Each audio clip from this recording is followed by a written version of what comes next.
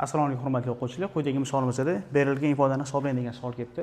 Demak, bu misol ishlashimizda birinchi navbatda nima qilamiz? Kasr suratida bizda davriy kasr kelgan, kasr mahrajda esa o'nli kasr. Demak, ikkalasini biz oddiy kasrga o'tib ishlasak, misolimizni to'liq oddiy yechimga chiqqan bo'lamiz. Demak, birinchi navbatda davriy kasrdan oddiy kasrga o'tadigan bo'lsak, demak 2 butun davr ichida turgan son kasr suratiga, davr ichida nechta son turadigan bo'lsa, shuncha 9 kasr mahraj yoziladi.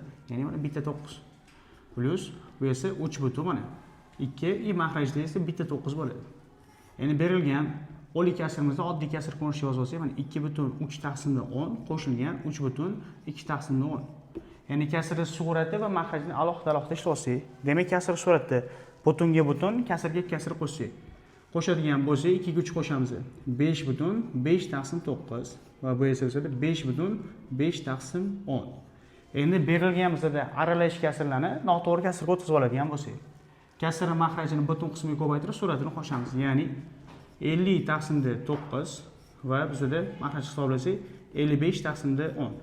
Agar bizda kasr suratida ham kasr, mahrajda ham kasr bo'lsa, ikkita bu holatda va bu holatda ko'paytirib ishlasak bo'ladi. Ya'ni 50 ko'paytirilgan 10, mahrajda esa 9 ko'paytirilgan 55 hosil bo'ladi. Endi berilgan kasrimizni qisqartirsak, misol javobiga chiqqan bo'lamiz. 5 ga bo'ladigan bo'lsa 11 hosil bo'ladi, 5 ga bo'ladigan bo'lsa 2 hosil bo'ladi. Demak, ko'paytiradigan bo'lsa 100 taqsimda 99. Demak, berilgan misolimizning javobi 100 taqsim 99 ga teng.